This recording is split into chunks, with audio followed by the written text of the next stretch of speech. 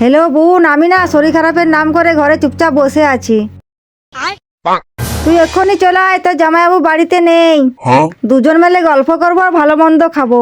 अबे साले আর আমার শাশুড়িকে বাড়ির কাজ সব করাবো। ঠিক আছে দিদি, আমি এক্ষুনি যাচ্ছি। হ্যাঁ হ্যাঁ, তুই এক্ষুনি চলে আয়। নাটক করে বসে আছে আর বোনকে ডেকে নেওয়া হচ্ছে। আমাকে খাটাবি, দেখাচ্ছি মজা। अब देख तू, দেখি তোর বোন अब देख আমাদের तू, বাড়িতে কি করে থাকে। अब तू गया बेटा, अब तू गया देख। ওরে মনা,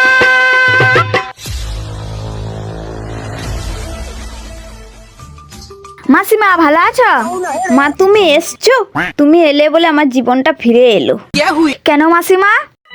কেন তোমার দিদি তোমাকে কোনো কিছু বলেনি? বলবে বা কেন? তোমার দিদিই বলেছে আমার বোনকে আবার কোনো কিছু বলো না। কি মাসিমা, দিদি কি বলতে বারণ করেছে? বলো মাসিমা, আমি দিদিকে কোনো কিছুই বলবো না। ঠিক আছে, তোমার কাছে বলছি, তুমি আবার যেন তোমার দিদির কাছে কিছু বলো না। দেখতে পাচ্ছ আমার হাত কাটা গেছে। তোমার দিদি তো বাড়ির কোনো কিছুই কাজ করে না, সব কাজ আমাকেই করতে হয়। তাই বৌমাকে বললাম যে একটা কাজের মাসি ডাকি। বৌমা বারণ করলো, না না আমার বোন আছে তো। আমার বোন এমনিতেই বাড়িতে থাকে, লেখাপড়া তো করে না। তারপর তাহলে আমার বোনকে ডেকে নিচ্ছি, ও এসে বাড়ির সব কাজ করবে। ও তো আমাদের বাড়ি এমনিতেই ঘন ঘন আসে, আবার অনেক দিন ধরে থাকে।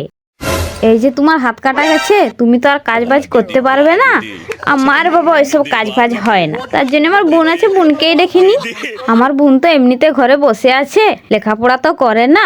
তাহলে এখানে থাকাও যা, ওখানেও থাকাই তা, তাহলে কাজের মাসের টাকাটা বেঁচে যাবে। তার জন্যে মা তোমাকে ফোন করে ডেকেছে।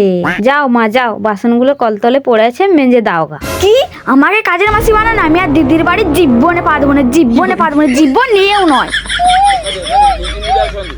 ওমে যেও না গো, যেও না, যেও না, চলে এসো, আমার হাতে খুব ব্যথা। চলে এসো, চলে এসো।